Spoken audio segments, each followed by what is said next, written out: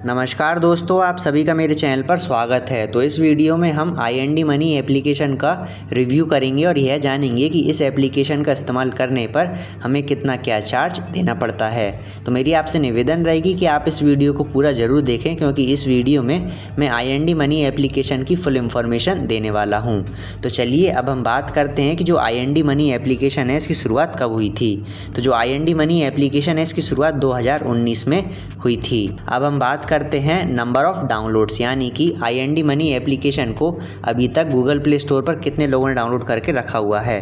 तो इस एप्लीकेशन को अभी तक 1 करोड़ से भी ज़्यादा लोगों ने डाउनलोड करके रखा हुआ है।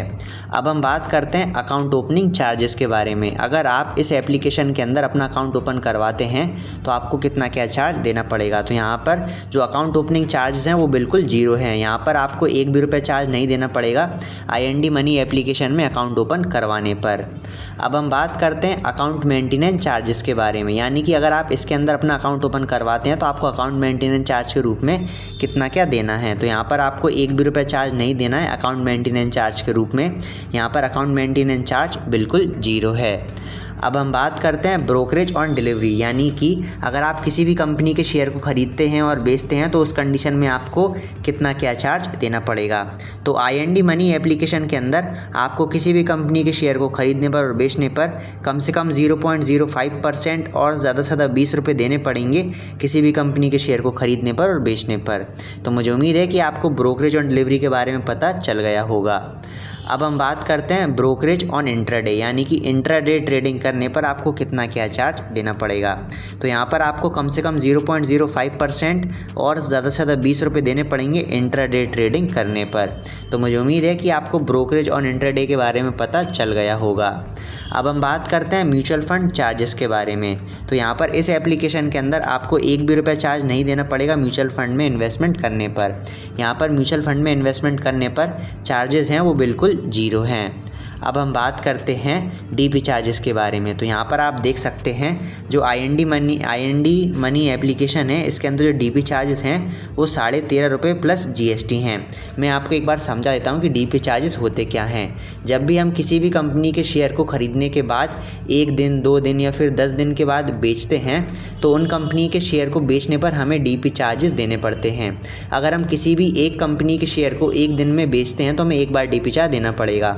अगर हम किसी और कंपनी के शेयर को उसी दिन बेचेंगे तो हमें अलग से DP चार्ज देना पड़ेगा। तो कुल मिलाकर यह है कि किसी भी एक कंपनी के शेयर को बेचने पर हमें 1 दिन में एक बार DP चार्ज देना पड़ता है।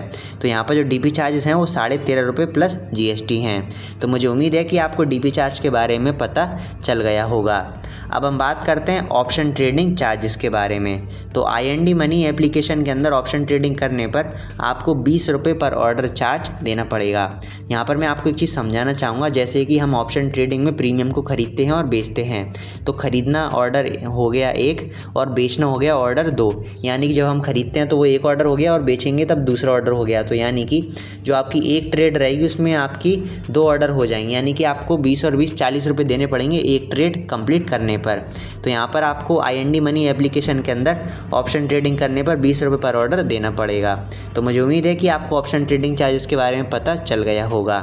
अब हम बात करते हैं ऑटो स्कोर अप चार्जेस के बारे में। तो सबसे पहले मैं आपको समझा देता हूँ कि ऑटो स्कोर अप चार्जेस होते क्या हैं। जब भी हम इंट्राडे ट्रेडिंग करते हैं तो उसमें हम किसी भी कंपनी के शेयर को एक ही दिन में खरीदकर उसी दिन बेचना पड़ता है। अगर हम हमारे ख़रीदे हुए शेयर को मार्केट क्लोज होने से पहले बेचना भूल जाते हैं, फिर बेच नहीं पाते हैं, तो इस कंडीशन में जो हमारा ट्रेडिंग अकाउंट है वो ऑटोमेटिक हमारे शेयर को सेल कर देता है। तो जो हमारा ट्रेडिंग अकाउंट है वो ऑटोमेटिक हमारे शेयर को सेल करेगा, तो इसके बाद चार्ज लेगा, उन्हीं चार्जेस को ऑटो स्कोर अप चार्जेस बोला जाएगा। तो IND मनी एप्लीकेशन के अंदर 50 रुपये प्लस GST आपको ऑटो स्कोर अप चार्जेस देने पड़ेंगे। पर मेरा आपसे यही कहना है कि जब भी आप इंट्राडे ट्रेडिंग करें तो आप अपने ख़रीदे हुए शेयर को समय ख़त्म होने से पहले बेच दें, जिससे कि आपको यह फालतू के चार्ज नहीं देने पड़ेंगे। तो मुझे उम्मीद है कि इस वीडियो में मैंने आपको IND मनी एप्लीकेशन के बारे में जो भी जानकारी दी है वो आपको अच्छे समझ में आई होगी। अगर आप बेस्ट ट्रेडिंग ऐप और बेस्ट डीमैट अकाउंट के बारे में और अधिक जानकारी प्राप्त करना चाहते हैं तो आपको स्क्रीन पर कुछ वीडियोज़ नज़र आ रही होंगी। आप उन वीडियोज़ पर क्लिक करके बेस्ट ट्रेडिंग ऐप और बेस्ट डीमैट अकाउंट के बारे में जानकारी प्राप्त कर सकते हैं। तो इस वीडियो को हम यहीं पर समाप्त करते हैं। अगर आपको इस वीडियो में कोई चीज़ समझ में नहीं आई हो तो आप हमें कमेंट करके पूछ सकते हैं। धन्यवाद।